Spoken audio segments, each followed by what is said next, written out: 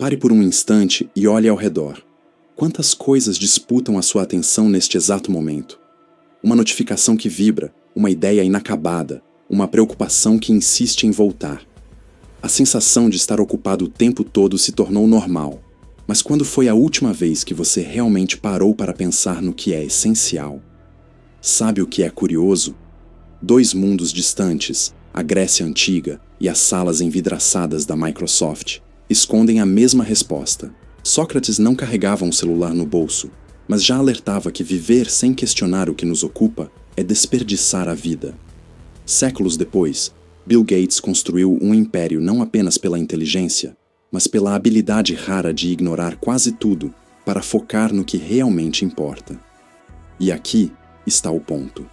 Talvez você não precise de mais horas no dia, mas de coragem para encarar o que está drenando sua energia. A pergunta que você deveria estar se fazendo não é: como faço mais coisas? Mas quais coisas não merecem mais o meu foco? Se isso parece desconfortável, é porque está mexendo com algo profundo.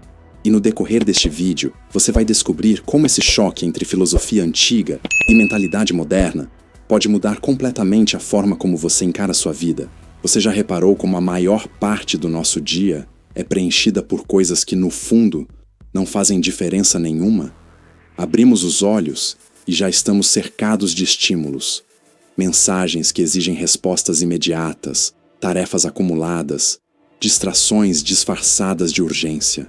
O mundo moderno nos treinou a acreditar que produtividade é estar ocupado. Mas Sócrates faria uma pergunta desconfortável. Ocupado com o quê? Esse filósofo, caminhando pelas ruas de Atenas, tinha um hábito irritante para muitos: questionar. Ele não aceitava respostas prontas.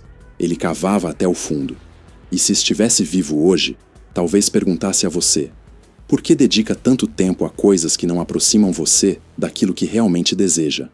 Aqui entra a conexão com Bill Gates. Diferente do que muitos pensam, o poder de Gates não veio apenas de sua genialidade técnica. Ele mesmo revelou que seu maior recurso é o foco. Enquanto todos estavam tentando abraçar o mundo, Gates era capaz de trancar-se por semanas em uma cabana apenas para ler, pensar e decidir onde valia a pena colocar energia.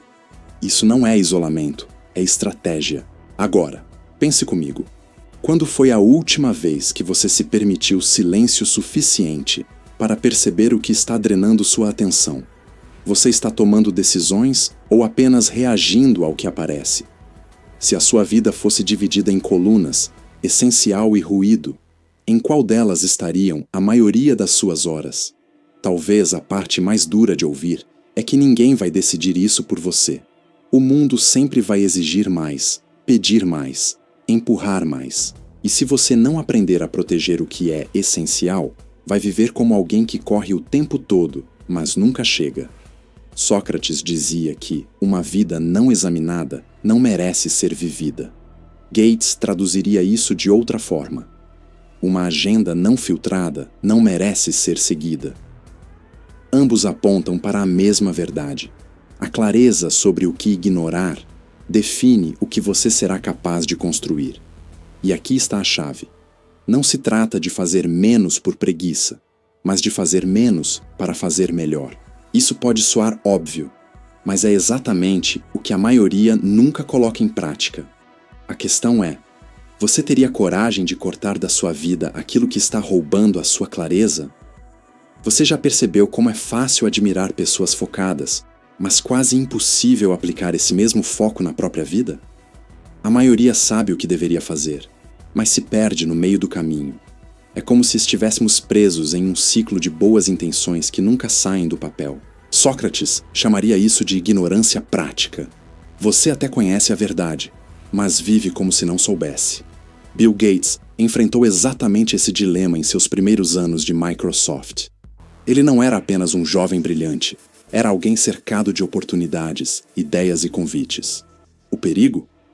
Querer abraçar tudo. A resposta que ele encontrou foi brutal na sua simplicidade. Dizer não a quase tudo para que o sim tivesse peso real. Cada reunião recusada, cada projeto deixado de lado, era uma escolha ativa para manter o foco naquilo que realmente tinha poder de transformar. Mas como isso se aplica à sua vida? Pense no seu dia. Quantas vezes você abre mão do que é essencial para resolver pequenas urgências? Quantas vezes a tela do celular sequestra horas que poderiam estar construindo algo maior? A verdade é que não são os grandes fracassos que nos destroem, mas a soma de pequenas distrações que corroem nosso tempo e energia. E aqui surge uma armadilha silenciosa: o perfeccionismo. Muitas vezes você sabe qual é o próximo passo, mas não age porque espera o momento perfeito. Sócrates ironizaria: e quando esse momento chegará, se você nunca começa? Gates diria: versão 1.0 agora é melhor do que versão 3.0 que nunca sai do papel. Em outras palavras, foco sem ação é apenas teoria. Agora, faça uma pausa e reflita. Qual seria a única decisão prática que, se tomada hoje, já eliminaria ruídos e abriria espaço para o que é essencial? Talvez seja desligar notificações, talvez seja dizer não a um convite, talvez seja começar um projeto mesmo sem se sentir pronto. O segredo está em transformar clareza em movimento. E aqui está o detalhe que pouca gente percebe. Quando você começa a agir sobre o essencial, tudo o que não importa começa a perder força sozinho. É como se a vida se reorganizasse em torno daquilo que você decidiu priorizar. Esse é o verdadeiro poder do foco. Não é apenas olhar para uma direção, mas caminhar nela mesmo quando tudo ao redor tenta puxar você para longe. Você já pensou que cada escolha que fazemos carrega, escondido, um luto silencioso? Escolher algo sempre significa deixar algo para trás. É aqui que muitos desistem do foco, não suportam o peso de perder. Sócrates já sabia disso. Em seus diálogos, ele provocava seus interlocutores até o limite, obrigando-os a enxergar que viver é, inevitavelmente, abrir mão. Queremos ser tudo, mas não podemos. Queremos estar em todos os lugares, mas só habitamos um. Bill Gates viveu esse dilema de forma intensa. Para chegar ao nível que chegou, precisou sacrificar jantares, encontros sociais, convites de negócios tentadores. Ele mesmo disse: o sucesso é uma péssima professora, porque ilude, fazendo parecer que podemos ter tudo. Mas a verdade é outra.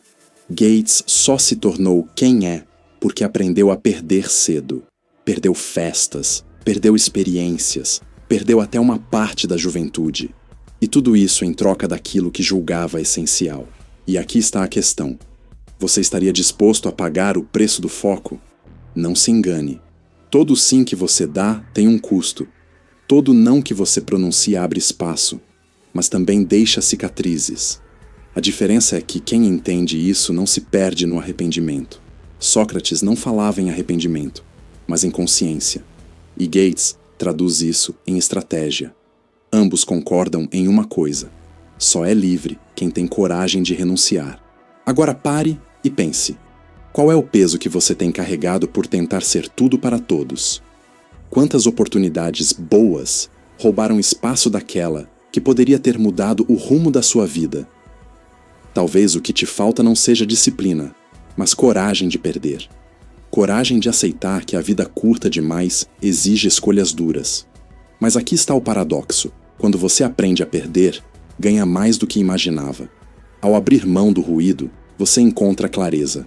Ao rejeitar o excesso, você descobre propósito. Ao escolher o essencial, você não apenas realiza mais, você vive melhor. E talvez seja esse o segredo que une Sócrates e Gates. Mesmo separados por séculos, ambos enxergaram que a verdadeira grandeza não está em acumular, mas em simplificar. Não está em abraçar tudo, mas em escolher com sabedoria o que merece ser abraçado.